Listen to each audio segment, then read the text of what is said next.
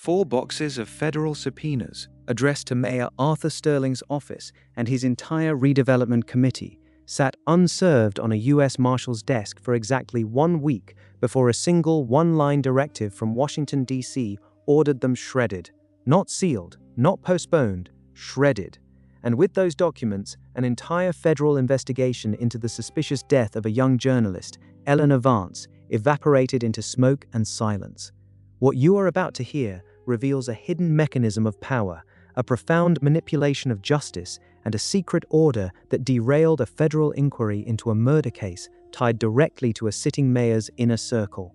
We will uncover the true identity of an immunized suspect whose connection to that mayor's office went far beyond a simple political donation. We will peel back the layers of a clandestine directive that explicitly shielded crucial evidence from any public scrutiny, exposing the raw, unvarnished truth about why Eleanor Vance's death remains unsolved. This is not just a cold case, this is a case deliberately frozen, then buried. The official story begins on a Tuesday morning in the vibrant, sprawling city of Viridia, on the first day of October in the year 2019. Eleanor Vance, a 28-year-old investigative journalist for the Viridia Chronicle, was reported missing by her editor after failing to turn in a major story. Less than 24 hours later, her body was found. The scene was the roof of the partially completed Sterling Tower, a 40-story skyscraper meant to be the crown jewel of Mayor Arthur Sterling's ambitious waterfront Renaissance project. According to the Viridia City Police Department Incident Report 60812, dated October 2, 2019, Eleanor had fallen from an unsecured scaffolding platform, plummeting 8 floors to a lower rooftop maintenance level. The Viridia County Medical Examiner's autopsy report number V783, released 5 days later, cited blunt force trauma consistent with a fall from height and officially ruled her death an accidental fatality. The police investigation, swift and conclusive, backed this finding, stating there were no signs of foul play. The mayor himself issued a somber press release, extending his deepest sympathies to the Vance family, praising Eleanor's dedication to her craft, and promising increased safety measures on all municipal construction sites. The city mourned, the project continued, and another tragic accident was logged into the annals of urban life. But even at that early stage, one detail, tucked away in the initial police report, refused to fit. A witness, a construction worker identified as Jorge Rodriguez, claimed he heard a heated argument on the roof just moments before the fall. His statement, buried on page 11, was dismissed as unreliable, the words of someone working in a noisy environment. But what if the noise wasn't the problem? What if the problem was who was making it? What if the accidental fall was anything but? The official narrative insists Eleanor Vance was simply in the wrong place at the wrong time, an intrepid reporter pushing boundaries in an unsafe environment. But the evidence, when scrutinized, tells a far more sinister tale. The Viridia County Medical Examiner's report, while concluding blunt force trauma, also noted bruising on Eleanor's forearms that were inconsistent with attempting to break a fall. They were described as contusion patterns indicative of defensive gripping. These details, while mentioned, were never emphasized, never adequately explained in the final conclusion. They were footnotes, not headlines. Furthermore, the scaffolding from which Eleanor supposedly fell was inspected by OSHA the very next day.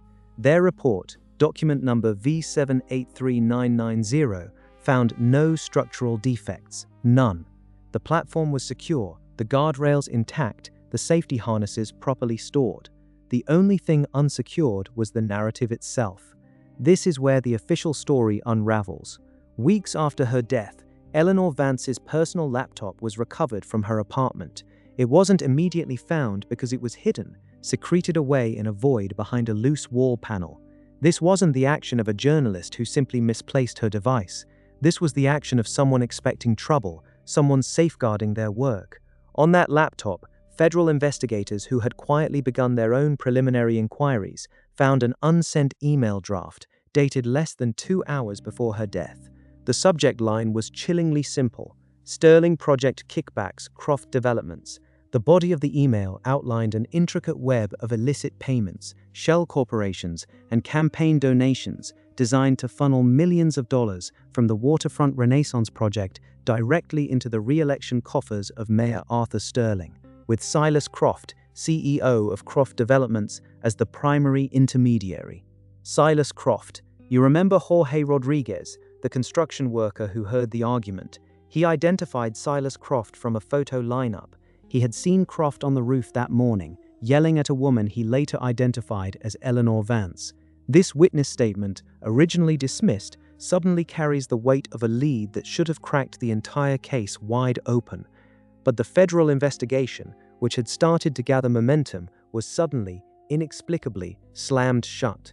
The 4 boxes of subpoenas that sat unserved on the U.S. Marshal's desk weren't just for Mayor Startling's office. They included subpoenas for Silas Croft, his company's financial records, and his personal communications. The timing here is critical.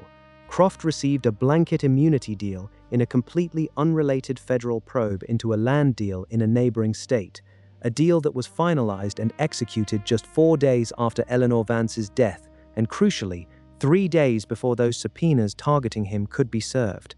Was that mere coincidence? The legal maneuver, federal court filing 22 CR-0045, granted Croft immunity from prosecution for any and all financial transactions and associated activities related to his business dealings within the past 5 years. This wasn't a standard, narrow immunity. It was astonishingly broad, a veritable shield against any investigation that touched his finances or operations. This, by design or by dark intent, effectively neutralized any direct federal inquiry into his involvement in the Viridia Waterfront Renaissance project, and by extension, his potential connection to Eleanor Vance's demise. The entire landscape of the investigation shifted, not because of new evidence, but because of a legal obstruction. The clandestine order that ultimately halted all further federal inquiry into Eleanor Vance's death, beyond just the unserved subpoenas, was a highly classified internal Department of Justice memorandum, codenamed Project Nightingale. This directive originated from the Office of Special Counsel, dated October 10, 2019.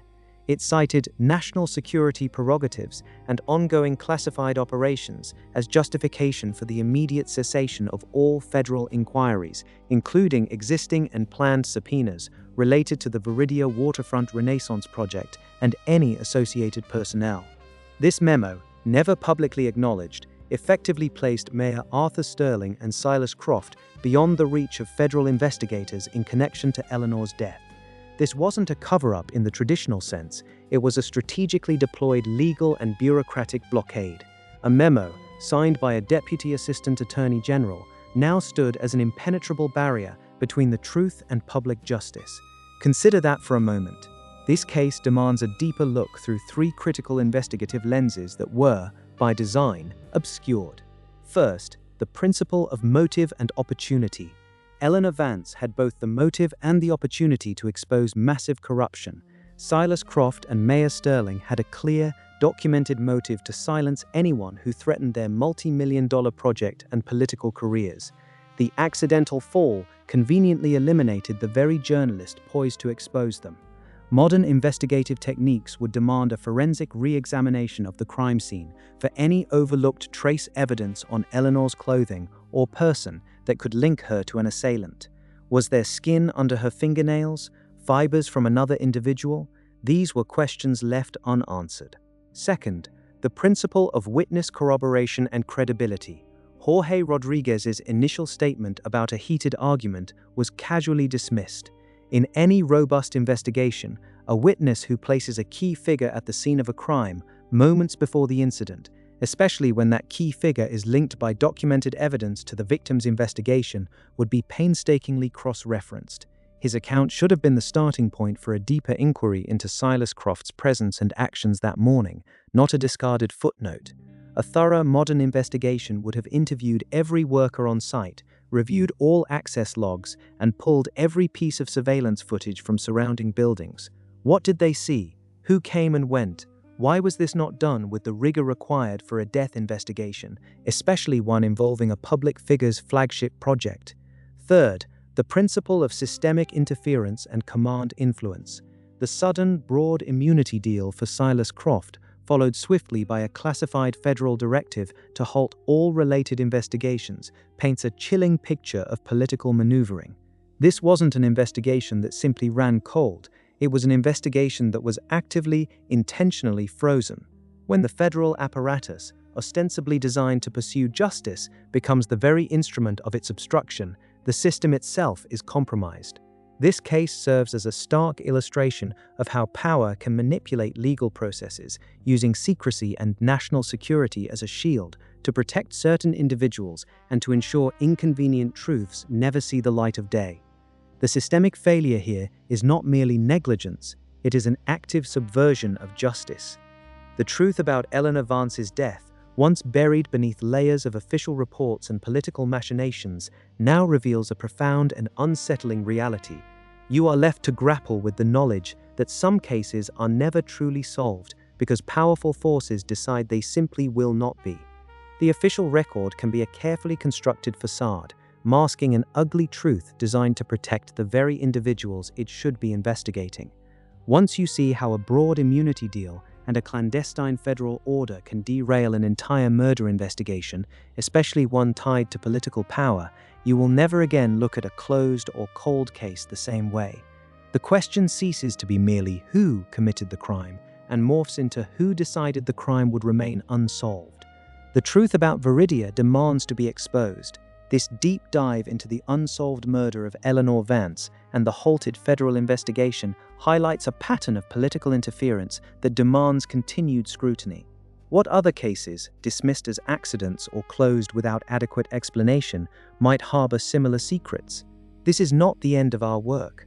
Join us next time as we scrutinize another documented case where the official record and the actual evidence tell two very different stories, compelling you to question everything you thought you knew.